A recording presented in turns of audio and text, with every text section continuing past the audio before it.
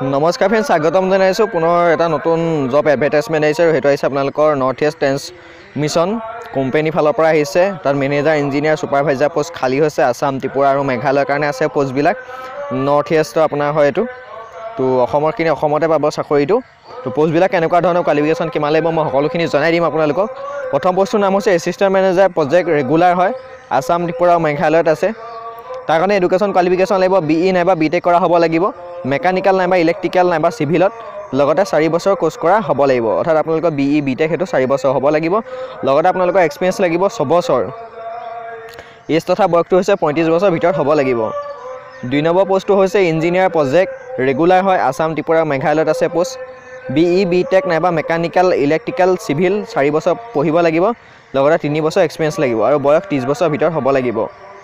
3 number পোষ্টটো হৈছে supervisor project regular. তাৰ কাৰণে আপোনালোকৰ ডিপ্ল'মা লাগিব অনলি, যিটো ছুপাৰভাইজাৰ বা প্ৰজেক্টৰ ডিপ্ল'মা থাকে সেইটো লাগিব। আৰু আপোনালোকৰ মিনিমাম এক্সপিৰিয়েঞ্চ 3 বছৰ লাগিব। আৰু এজ তথা বয়সটো হৈছে 35 বছৰ ভিতৰত হ'ব লাগিব। আৰু যদি আপোনালোকৰ কোৱালিফিকেশ্যন মিলে তেতিয়াহ'লে আপোনালোকে ইয়াত যিটো ASR@mail.c.india.in আপোনালোকে ইয়ালৈ মেইল কৰিব লাগিব। আপোনালোকৰ যিখন CV ৰিচিউম হয় সেইখন আপোনালোকে মেইল কৰি পঠাই দিব। লাষ্ট ডেট হৈছে 10 এপ্ৰিল। তো যদি আপোনালোকৰ কোৱালিফিকেশ্যন মিলিছে তেতিয়াহ'লে আপোনালোকৰ যিখন ৰিচিউম হয় ইয়াত আপোনালোকে মেইল কৰি পঠাই দিব। তাৰপিছত আপোনালোকক কলিং কৰিব ইণ্টাৰভিউৰ কাৰণে।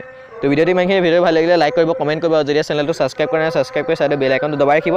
যিকোনো ধৰণৰ ইনফৰমেশ্যন আপোনালোকে আহিলে লগালগ পাই যাব। তো এতিয়ালৈ ইমানেই, ধন্যবাদ।